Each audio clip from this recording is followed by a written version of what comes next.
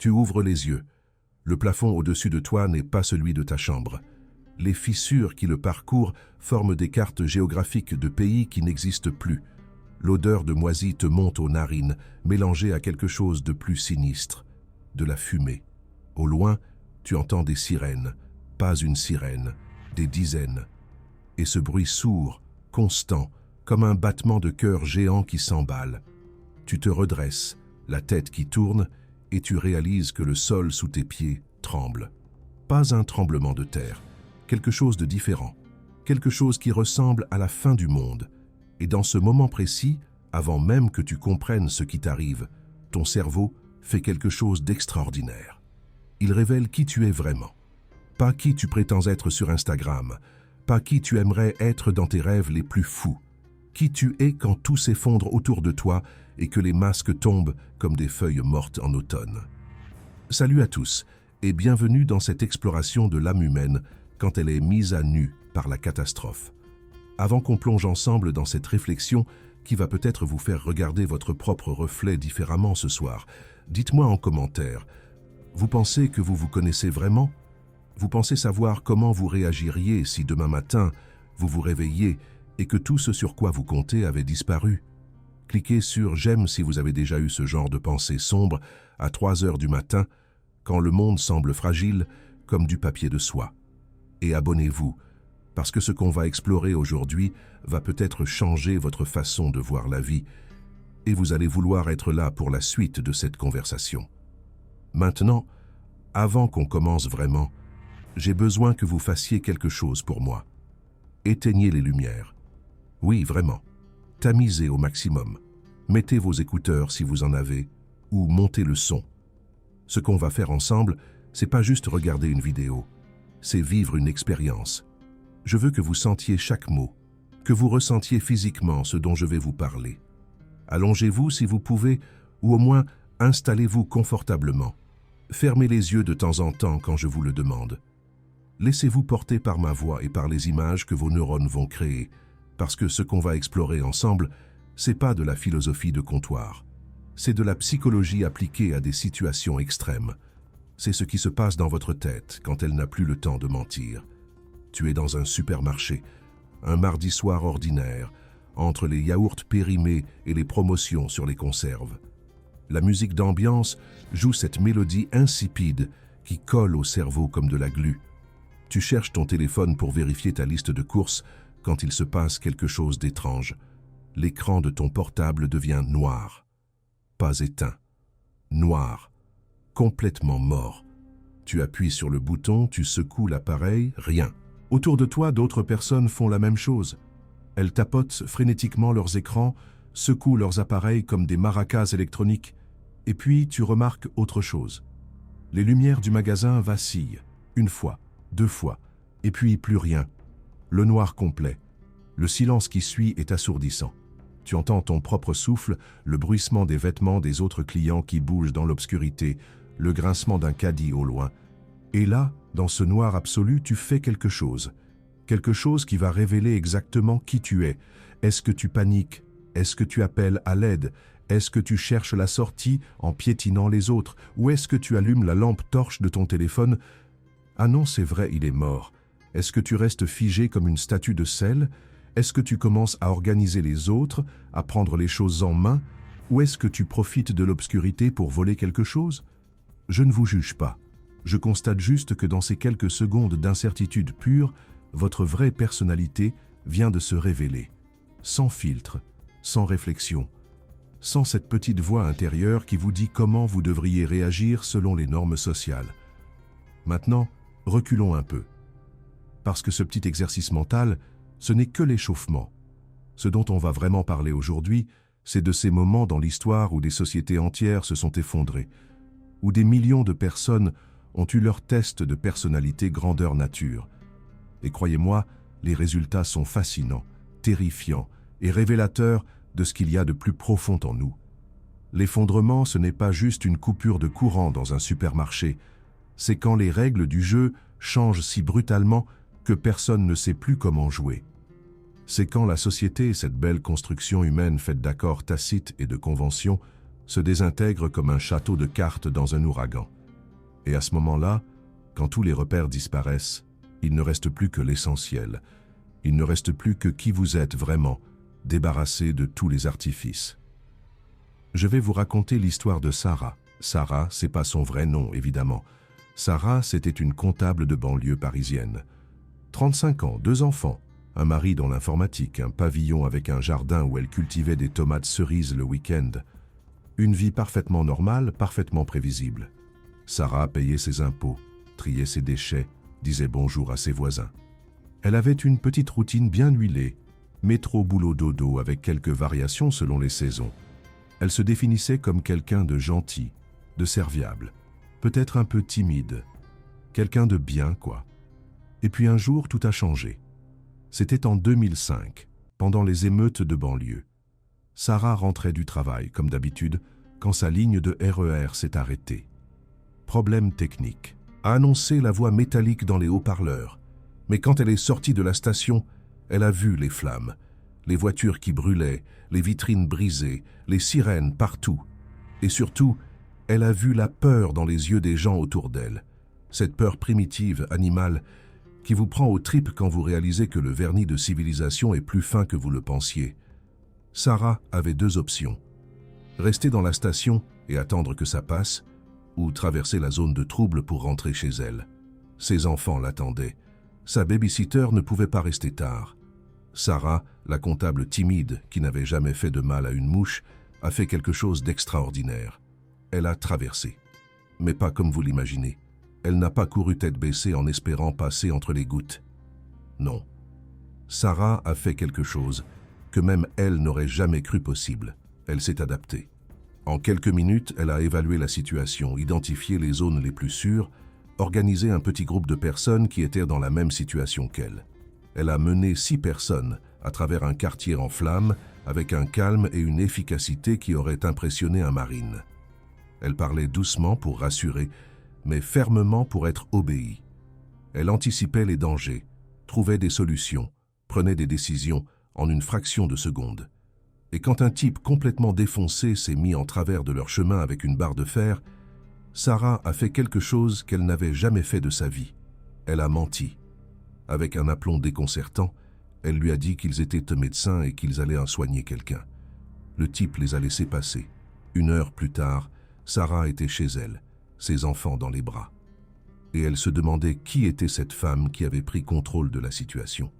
Cette femme qui avait menti sans sourciller, qui avait dirigé des inconnus, qui avait gardé son sang-froid alors que le chaos régnait autour d'elle.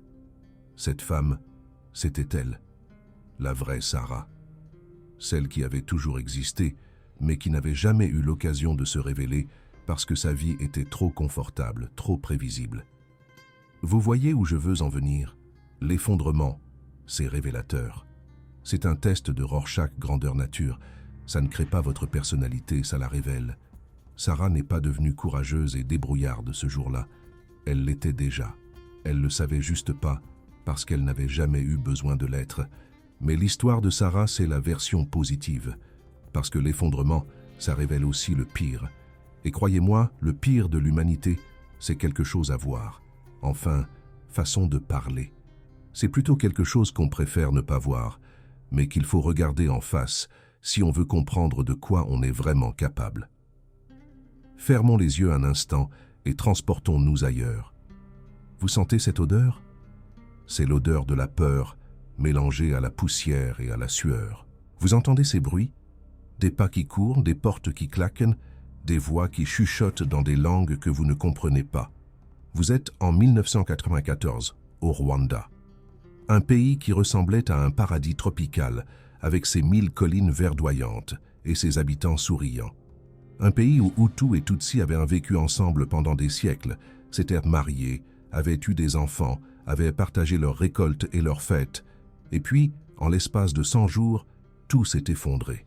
Pas à cause d'une catastrophe naturelle, pas à cause d'une invasion extraterrestre, à cause de nous, à cause de ce qu'il y a de plus sombre dans l'âme humaine quand les structures sociales s'écroulent et que la propagande remplace la raison.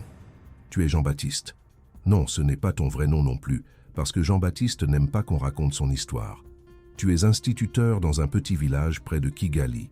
Tu enseignes les mathématiques aux enfants du primaire. Tu as une femme immaculée qui est infirmière. Vous avez 3 enfants. Pierre, 12 ans, Marie, 9 ans, et le petit Joseph, 5 ans. Vous habitez une petite maison avec un jardin où Immaculée fait pousser des haricots et des bananes plantains. Vous allez à la messe le dimanche. Vous payez vos impôts. Vous respectez vos voisins.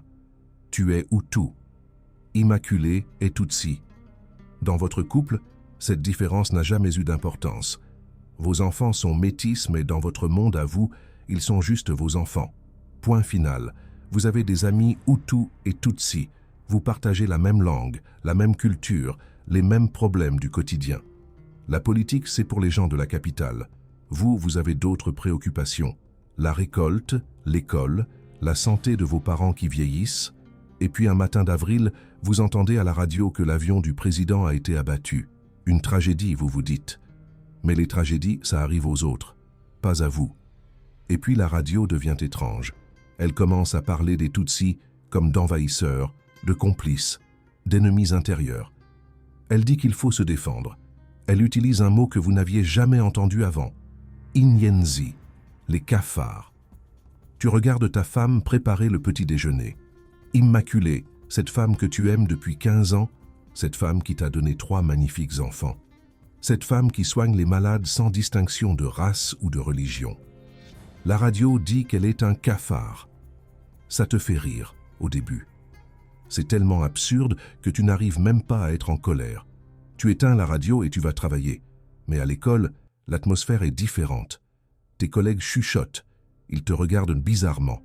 Pas toi directement, mais ta situation. Ta femme Tutsi. Tes enfants métis. Et quand les premières nouvelles arrivent des massacres qui ont commencé dans d'autres régions, quand les premiers réfugiés arrivent dans votre village avec leurs histoires d'horreur, tu commences à comprendre que le monde que tu connaissais est en train de s'effondrer. Vos voisins, ces gens avec qui vous partagez la vie depuis des années, commencent à former des groupes. Ils s'arment avec des machettes, des massues cloutées, des lance-pierres. Ils dressent des listes. Et sur ces listes, il y a le nom d'Immaculée et les noms de vos enfants. Maintenant, attention.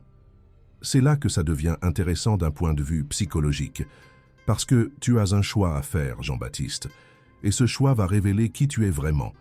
Tu peux protéger ta famille, même si ça veut dire affronter tes voisins, tes amis, tes collègues. Tu peux fuir avec eux, abandonner tout ce que tu as construit, ou tu peux faire l'impensable. Tu peux rejoindre les bourreaux pour sauver ta peau. L'histoire nous dit que beaucoup ont choisi la 3e option. Des maris qui ont tué leurs femmes Tutsi pour prouver leur loyauté. Des pères qui ont dénoncé leurs propres enfants métis. Des professeurs qui ont livré leurs élèves Tutsi aux milices, pas parce qu'ils étaient des monstres, parce qu'ils étaient humains. Parce que l'instinct de survie, quand il est poussé à l'extrême, peut vous faire des choses que vous n'auriez jamais cru possibles. Mais Jean-Baptiste, lui, a fait un autre choix. Il a caché sa famille. Il a menti à ses voisins, leur a dit qu'Immaculée et les enfants étaient partis chez de la famille dans une autre région. Il a risqué sa vie tous les jours pendant 3 mois pour leur apporter de la nourriture et de l'eau dans leur cachette. Et quand les milices sont venues fouiller sa maison, il a gardé son calme, a souri, a partagé un verre avec les tueurs, tout en sachant que sa femme et ses enfants étaient cachés à quelques mètres de là. Jean-Baptiste a survécu, sa famille aussi. Mais il ne s'est jamais remis de ce qu'il a vu, de ce qu'il a été capable de faire, du mensonge permanent qu'il a dû maintenir pendant des mois, de la façon dont il a regardé dans les yeux des hommes qui voulaient tuer sa famille et leur a souri comme s'il était leur ami. Jean-Baptiste a découvert qu'il était capable d'une duplicité absolue quand il s'agissait de protéger ceux qu'il aimait. Il a découvert qu'il pouvait mentir, manipuler, tromper avec un talent qu'il ne se connaissait pas. Et ça l'a terrifié plus que les machettes et les massues, parce que voyez-vous, c'est ça le vrai révélateur de l'effondrement. Ce n'est pas juste de découvrir si vous êtes courageux ou lâche. C'est de découvrir de quoi vous êtes capable quand toutes les règles sautent. C'est de réaliser que cette petite voix morale qui vous guide au quotidien peut être mise en sourdine quand la survie est en jeu. C'est de comprendre que la différence entre un héros et un monstre, c'est parfois juste une question de circonstances. Vous me suivez toujours ? Parce qu'on va creuser encore plus profond. On va parler de vous. de ce qui se cache dans les recoins sombres de votre psyché, dans ces zones que vous préférez ne pas explorer parce que ça vous ferait trop peur. Imaginez que demain matin, vous vous réveillez et que l'eau ne coule plus de votre robinet. L'électricité est coupée. Votre téléphone ne capte plus. Les magasins sont fermés. Les stations-service sont à sec. Les banques sont inaccessibles. En gros, tout ce qui fait fonctionner votre vie quotidienne s'est arrêté. Panne généralisée, cyberattaque, effondrement économique, catastrophe naturelle, peu importe la cause. Le résultat est le même. Vous êtes revenu à l'âge de pierre en une nuit. Les premiers jours, ça va. Vous avez quelques réserves. Vous vous dites que c'est temporaire, que les autorités vont réparer, que tout va revenir à la normale. Vous rationalisez. Vous restez poli avec vos voisins. Vous partagez peut-être même vos dernières conserves avec la petite vieille du 3e.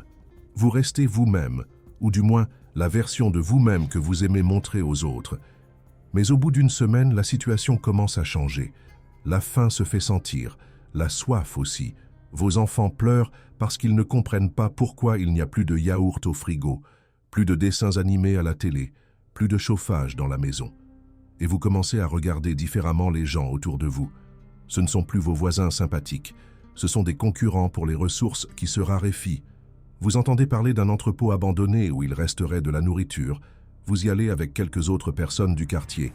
Mais quand vous arrivez, il y a déjà du monde, beaucoup de monde, et pas assez de nourriture pour tout le monde. Qu'est-ce que vous faites? Vous faites la queue sagement, en espérant qu'il en restera pour vous. Vous négociez? Vous échangez quelque chose de valeur contre de la nourriture? Ou est-ce que vous commencez à jouer des coudes, à pousser à prendre ce que vous pouvez avant que les autres ne vous devancent? Et si quelqu'un essaie de vous prendre votre part? Et si quelqu'un menace vos enfants? Jusqu'où vous êtes prêt à aller pour protéger votre famille? Est-ce que vous êtes capable de frapper quelqu'un, de le blesser, de le tuer? Je sais, ça fait peur comme question, mais c'est exactement ce genre de questions que des millions de personnes se sont posées au cours de l'histoire quand leur monde s'est effondré. Et leurs réponses ont défini qui ils étaient, vraiment. Prenons l'exemple de l'Argentine en 2001. Du jour au lendemain, l'économie s'est écroulée. Les banques ont fermé, la monnaie ne valait plus rien. Les classes moyennes se sont retrouvées dans la rue. Et là, on a vu des choses extraordinaires, des ingénieurs qui sont devenus cartoneros, fouillant dans les poubelles pour survivre. Des professeurs qui ont organisé des systèmes de troc dans leur quartier. Des retraités qui ont créé des potagers communautaires sur les toits. Mais on a aussi vu l'autre côté. Des pillages, des règlements de compte, des familles qui se sont déchirées pour quelques pesos, des gens ordinaires qui sont devenus dealers, proxénètes, usuriers, parce que c'était le seul moyen qu'ils trouvèrent de s'en sortir. Et le plus troublant, c'est que souvent ces deux aspects coexistaient chez la même personne. Maria, par exemple, professeure de littérature à Buenos Aires, une femme cultivée, raffinée, qui citait Borges et organisait des clubs de lecture. Quand la crise a frappé, Maria a d'abord essayé de maintenir sa dignité. Elle donnait des cours particuliers pour quelques pesos, vendait ses livres un à un pour acheter de quoi manger. Mais quand sa fille de 8 ans a commencé à perdre du poids, Maria a changé. Elle s'est mise à voler. Pas de l'argent, elle n'était pas assez courageuse pour ça, mais de la nourriture dans les supermarchés, des médicaments dans les pharmacies, des vêtements pour sa fille dans les magasins du centre-ville. Elle était devenue une experte en shoplifting. Elle connaissait les angles morts des caméras, les moments où les vendeurs étaient distraits, les techniques pour cacher les objets dans ses vêtements. Le soir, elle rentrait chez elle avec son butin, préparait le dîner de sa fille, l'aidait à faire ses devoirs, lui lisait des histoires avant de s'endormir. Et puis, elle allait dans sa chambre et elle pleurait. Pas de honte, pas de culpabilité, de soulagement. Parce qu'elle avait découvert qu'elle était capable de tout pour protéger son enfant, même de devenir quelqu'un qu'elle ne reconnaissait plus. Vous voyez la complexité. Maria n'était pas devenue mauvaise. Elle était restée une mère aimante, une femme intelligente et sensible. Mais elle avait ajouté une nouvelle facette à sa personnalité. Une facette plus sombre, plus pragmatique, qu'elle ne connaissait pas avant la crise. Et cette facette, elle ne l'a jamais perdue. Même quand l'économie s'est redressée, même quand elle a retrouvé du travail, Maria a gardé ce petit stock de talents illégaux dans un coin de sa tête, juste au cas où. C'est ça que révèle l'effondrement. Pas votre vraie nature, parce que vous n'en avez pas qu'une. Votre potentiel complet. Toutes les versions de vous-même que vous pourriez devenir selon les circonstances. Le saint et le sinner. Le héros et le lâche. Le protecteur et le prédateur. Tout ça coexiste en vous, et c'est juste la situation qui détermine laquelle de ces facettes va prendre le dessus. Et c'est là que ça devient vraiment intéressant, parce qu'on peut apprendre des choses sur nous-mêmes sans attendre l'apocalypse. On peut se préparer, pas en stockant des conserves et des cartouches, même si ça peut pas faire de mal, mais en explorant nos propres limites, en comprenant nos mécanismes psychologiques, en développant notre résilience mentale. Vous avez déjà fait un escape game, ces jeux où vous êtes enfermé dans une pièce et vous devez résoudre des énigmes pour sortir? C'est un mini-effondrement contrôlé. Vous êtes coupé de votre environnement habituel. Vous avez une pression temporelle. Vous devez collaborer ou concurrencer d'autres personnes et vous découvrez des choses sur vous-même. Est-ce que vous prenez les choses en main ou est-ce que vous suivez? Est-ce que vous gardez votre calme ou est-ce que vous paniquez? Est-ce que vous faites confiance aux autres ou est-ce que vous préférez tout contrôler vous-même? Maintenant, imaginez la même chose, mais avec de vrais enjeux. C'est exactement ce qui se passe dans les situations d'effondrement. Sauf que là, il n'y a pas de Game Master pour vous donner des indices et la sortie n'est pas garantie. Je me souviens de l'histoire de David, un cadre dans une multinationale, qui s'est retrouvé bloqué dans les tours du World Trade Center le 11 septembre 2001. David travaillait au 90e étage de la tour sud. Un type ordinaire, père de famille, qui passait ses week-ends à jouer au golf et à regarder le foot à la télé. Sa plus grande préoccupation avant ce mardi matin, c'était de savoir s'il allait avoir sa promotion avant la fin de l'année. Quand le premier avion a percuté la tour nord, David était en réunion. Ils ont vu la fumée par la fenêtre, ils ont entendu les sirènes, mais personne ne comprenait vraiment ce qui se passait. Et puis l'annonce dans les haut-parleurs leur a dit de rester à leur poste, que tout était sous contrôle. David a obéi, comme la plupart des gens, parce que c'est ce qu'on fait quand on vit dans un monde ordonné. On fait confiance aux autorités. Mais quelque chose en David ne collait pas avec cette consigne. Une petite voix tout au fond de lui disait que rester était une erreur. Cette voix, il ne l'avait jamais écoutée avant. C'était celle de ses ancêtres chasseurs-cueilleurs, celle qui avait permis à l'humanité de survivre pendant des millénaires avant l'invention des bureaux climatisés et des protocoles de sécurité. L'instinct de survie à l'état pur. David a pris une décision qui a probablement sauvé sa vie. Il est sorti de la réunion, a dit à ses collègues qu'il allait voir ce qui se passait et il a commencé à descendre les escaliers. Au 70e étage, il a croisé des gens qui remontaient. Les pompiers leur avaient dit que le danger était passé, qu'ils pouvaient retourner à leur bureau. David a continué à descendre. Il était au 20e étage quand le deuxième avion a percuté sa tour. L'impact l'a projeté contre un mur, lui a fait perdre connaissance quelques secondes. Quand il s'est réveillé, il y avait de la fumée partout, des cris, des gens qui couraient dans tous les sens. Et là, David a fait quelque chose d'extraordinaire. Au lieu de paniquer, au lieu de se laisser emporter par la masse, il s'est organisé. Il a pris le contrôle d'un groupe d'une quinzaine de personnes qui étaient perdues, terrorisées, paralysées par la peur. Il leur a parlé calmement, leur a expliqué qu'ils allaient descendre ensemble, étage par étage, en s'arrêtant à chaque palier pour que tout le monde reprenne son souffle. Il a organisé une chaîne humaine pour que personne ne se perde. Il a aidé une femme enceinte à descendre, à porter un homme âgé qui n'arrivait plus à marcher, à rassurer les enfants qui étaient en visite dans les tours ce matin-là. David, le cadre moyen qui n'avait jamais dirigé que des tableaux Excel, était devenu un leader naturel en quelques minutes. Il avait pris des décisions de vie ou de mort pour une quinzaine de personnes qu'il ne connaissait pas. Et il l'avait fait avec un calme et une assurance qui l'ont surpris lui-même. Ils sont tous sortis vivants, David et ses 15 adoptés. Et quand les journalistes l'ont interviewé plus tard, David leur a dit quelque chose de fascinant. « Je ne savais pas que j'étais capable de ça. Je pensais que j'étais juste un type ordinaire. Mais il a fallu que le monde s'effondre autour de moi pour que je découvre qui j'étais vraiment. » C'est ça le paradoxe de l'effondrement. Il détruit tout ce que vous croyez savoir sur vous-même mais il révèle aussi des ressources que vous ne soupçonniez pas. Il vous montre que vous êtes à la fois plus fragile et plus fort que vous le pensiez, plus capable du pire, mais aussi du meilleur. Et ça pose une question fascinante. Est-ce qu'on a besoin d'attendre l'effondrement pour accéder à ces ressources cachées? Est-ce qu'on peut les développer dans notre vie quotidienne? Est-ce qu'on peut devenir la meilleure version de nous-mêmes sans que le monde s'écroule autour de nous? La réponse, c'est oui et non.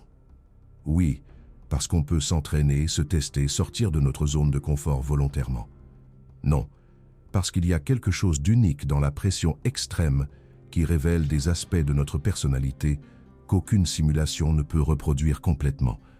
Mais on peut commencer petit.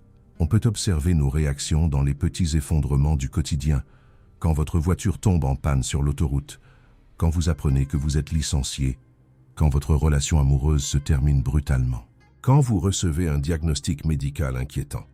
Ces moments-là, ce sont des mini-apocalypses personnels, et votre façon de les gérer vous donne un aperçu de ce que vous feriez dans une crise plus large. Est-ce que vous vous effondrez? Est-ce que vous niez la réalité? Est-ce que vous cherchez quelqu'un à blâmer? Ou est-ce que vous évaluez la situation, identifiez vos options et passez à l'action? Est-ce que vous demandez de l'aide ou est-ce que vous vous isolez? Est-ce que vous gardez votre sens de l'humour ou est-ce que vous sombrez dans l'amertume? Toutes ces micro-réactions sont des indices sur votre personnalité profonde. Et puis, il y a l'autre côté de la médaille. Parce que l'effondrement, ça révèle aussi nos capacités d'adaptation, notre créativité, notre solidarité. Ça montre à quel point l'être humain est une espèce extraordinairement résiliente quand elle n'a pas le choix. Vous connaissez l'histoire du siège de Leningrad? 900 jours. Presque 3 ans pendant lesquels une ville de 3 millions d'habitants a été complètement coupée du monde par l'armée allemande. Plus de nourriture qui arrive, plus de carburant, plus de médicaments. L'hiver russe qui frappe avec ses 40 degrés C, les bombes qui tombent tous les jours, et au milieu de tout ça, des gens ordinaires qui ont inventé des façons extraordinaires de survivre. Ils ont transformé les parcs en potagers. Ils ont chassé les rats et les chiens pour les manger. Ils ont brûlé leurs meubles, leurs livres, leurs souvenirs pour se chauffer. Ils ont créé des systèmes d'échange où une poignée de graines valait plus qu'un bijou de famille. Et surtout, ils ont maintenu une forme de civilisation au milieu de la barbarie. L'orchestre philharmonique de Leningrad a continué à donner des concerts. Imaginez ça, des musiciens squelettiques qui avaient à peine la force de tenir leurs instruments, qui jouaient Tchostakovitch dans une salle à moitié détruite devant un public qui mourait littéralement de faim. Pourquoi ils faisaient ça? Parce que la musique, l'art, la beauté, c'était ce qui les séparait de l'animalité pure. C'était leur façon de dire « Nous sommes encore humains. Nous n'avons pas renoncé à ce qui fait de nous des êtres civilisés. » Et c'est ça qui est beau dans l'effondrement. Oui, ça révèle le pire de nous, mais ça révèle aussi le meilleur. Cette capacité incroyable que nous avons de trouver de la lumière dans l'obscurité, de l'espoir dans le désespoir, de la solidarité dans l'isolement. Je pense à Hiroshima, le 6 août 1945. Une ville entière rayée de la carte en quelques secondes. Les survivants, brûlés, irradiés, traumatisés, qui se réveillant dans un paysage lunaire où il ne reste rien de leur monde d'avant. Et qu'est-ce qu'ils font? Ils s'organisent. Ils partagent leur eau avec les plus faibles. Ils transportent les blessés vers les centres de secours improvisés. Ils cherchent leurs proches dans les décombres. Ils pleurent leurs morts et ils continuent à vivre. Takeshi avait 15 ans ce matin-là. Il était en cours de mathématiques quand le flash l'a aveuglé. Quand il a repris connaissance, son école n'existait plus. Ses camarades de classe étaient morts ou mourants. Sa peau pendait par lambeaux le long de ses bras. Et pourtant, Takeshi a fait quelque chose d'incroyable. Il a aidé sa professeure, qui était encore plus mal en point que lui, à sortir des décombres. Il l'a portée sur son dos pendant des kilomètres jusqu'à un hôpital de fortune. Il est resté avec elle jusqu'à ce qu'elle meure 3 jours plus tard, en lui tenant la main et en lui chantant une berceuse qu'elle fredonnait à ses élèves. Takeshi, un adolescent qui n'avait jamais connu que la guerre et la propagande militariste, qui avait été formaté pour haïr l'ennemi et glorifier la mort au combat, avait découvert quelque chose de plus fort que tous les endoctrinements, la compassion pure. l'amour désintéressé pour un autre être humain en souffrance.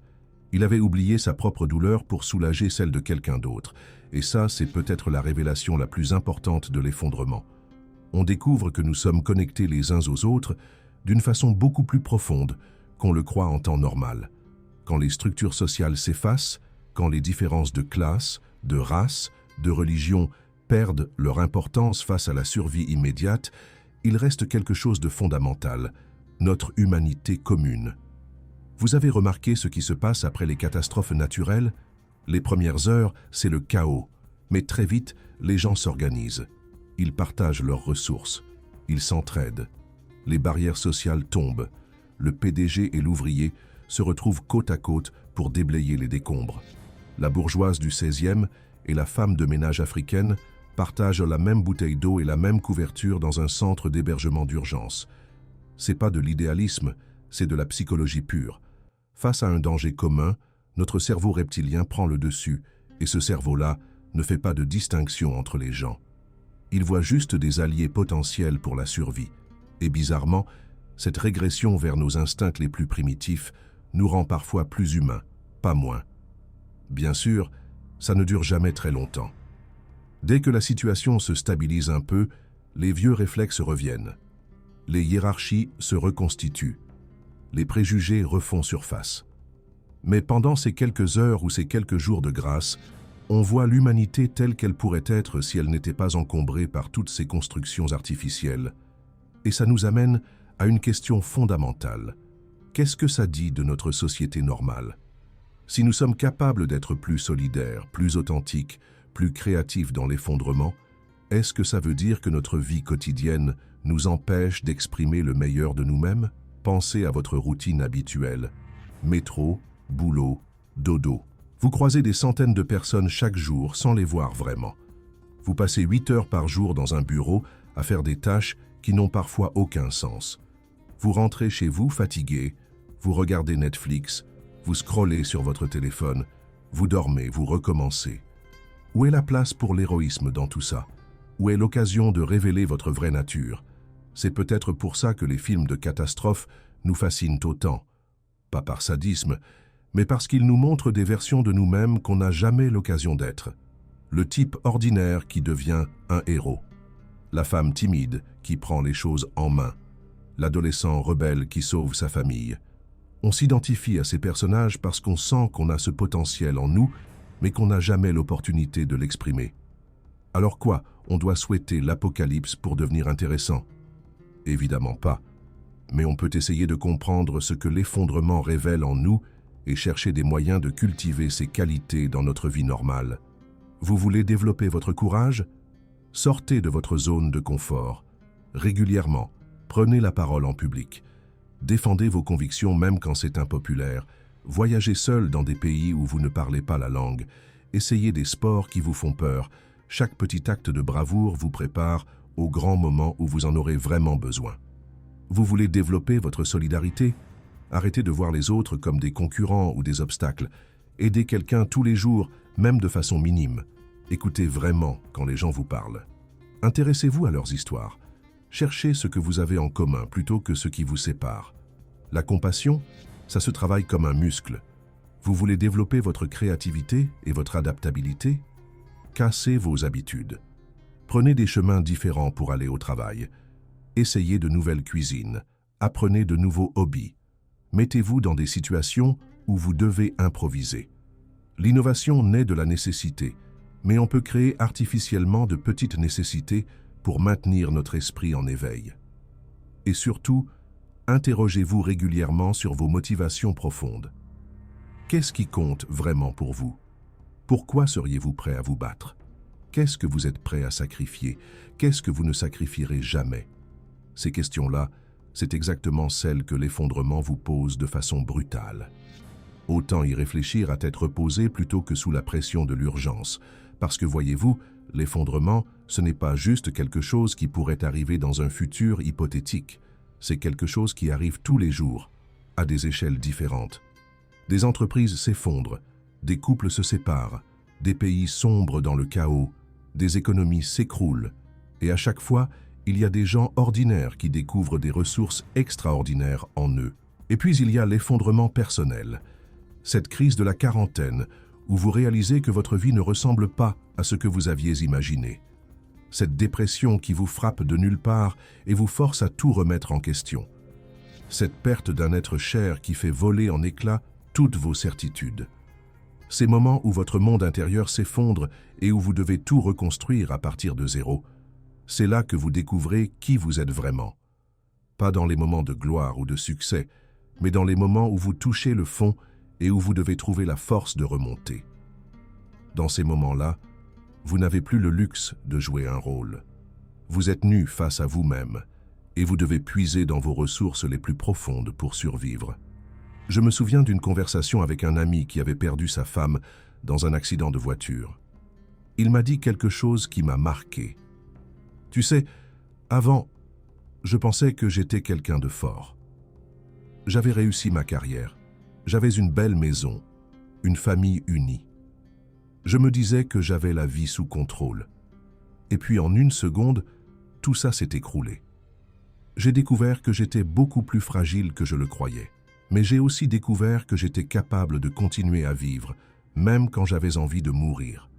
Ça, je ne le savais pas avant. C'est ça, la vraie révélation de l'effondrement. Vous découvrez vos limites, mais vous découvrez aussi que ces limites sont beaucoup plus loin que vous le pensiez. Vous réalisez que vous pouvez encaisser beaucoup plus que vous l'imaginiez, que vous pouvez vous adapter à des situations que vous n'auriez jamais cru possibles, que vous avez en vous des ressources dont vous ne soupçonniez même pas l'existence. Et c'est paradoxal, mais cette découverte de votre fragilité vous rend plus fort. Parce que quand vous savez de quoi vous êtes capable dans le pire des cas, plus rien ne peut vraiment vous faire peur. Vous avez regardé l'abîme en face et vous avez survécu. Vous êtes devenu antifragile, pour reprendre le terme de Nassim Taleb. Non seulement vous résistez au choc, mais vous en sortez renforcé. Maintenant, j'aimerais qu'on parle d'un aspect de l'effondrement qu'on évite souvent d'aborder, le côté libérateur. Parce que oui, aussi terrifiant que ce soit, l'effondrement peut aussi être une délivrance. Il peut vous libérer de prisons dorées que vous ne voyiez même plus. Combien d'entre vous vivent des vies qui ne leur ressemblent pas? Combien d'entre vous font un travail qu'ils détestent pour payer des choses dont ils n'ont pas vraiment besoin? Combien d'entre vous maintiennent des relations toxiques par peur de la solitude? Combien d'entre vous se sont construits une personnalité sociale qui n'a rien à voir avec qui ils sont vraiment au fond d'eux? L'effondrement, c'est comme un grand ménage de printemps existentiel. Tout ce qui n'est pas essentiel disparaît et il ne reste que l'essentiel. Et parfois, on découvre que l'essentiel, c'est beaucoup plus simple qu'on le croyait. Anna était avocate d'affaires à Londres. 60 heures par semaine, salaire à 6 chiffres, appartement de luxe dans Kensington, voiture de sport, garde-robe de créateur. Elle avait réussi sa vie, selon tous les critères sociaux. Mais elle était malheureuse, profondément, viscéralement malheureuse. Elle prenait des antidépresseurs, buvait trop, enchaînait les relations sans lendemain. Elle savait qu'il y avait un problème, mais elle n'arrivait pas à identifier quoi exactement. Et puis la crise de 2008 est arrivée. Le cabinet d'Anna a fait faillite du jour au lendemain. Elle s'est retrouvée au chômage, avec des dettes énormes et plus aucune perspective dans son domaine. Son monde s'est écroulé. Elle a dû vendre son appartement, sa voiture, ses vêtements de luxe. Elle s'est retrouvée à 35 ans chez ses parents, dans la banlieue de Birmingham, sans un sou en poche. Les premiers mois ont été terribles. Anna était en dépression clinique. Elle passait ses journées au lit, incapable de voir un avenir possible. Et puis, petit à petit, quelque chose d'étrange s'est passé. Sans l'immense pression de son travail, sans les obligations sociales constantes, Anna a commencé à redécouvrir qui elle était vraiment. Elle s'est mise à peindre, quelque chose qu'elle n'avait pas fait depuis l'université. Elle a commencé à lire de la poésie. Elle a adopté un chien abandonné et elle passait des heures à se promener avec lui dans la campagne. Elle a renoué avec de vieux amis qu'elle avait négligés pendant ses années de carrière effrénée. Et surtout, elle a arrêté de jouer un rôle. Au bout d'un an, Anna avait trouvé un petit boulot comme prof d'art dans un collège de banlieue. Elle gagnait 10 fois moins qu'avant, vivait dans un studio minuscule, n'avait plus de voiture, mais elle était heureuse, vraiment heureuse. Pour la première fois depuis des années, Elle se levait le matin avec l'envie de vivre sa journée. Anna m'a dit quelque chose de fascinant quand je l'ai rencontrée. L'eau.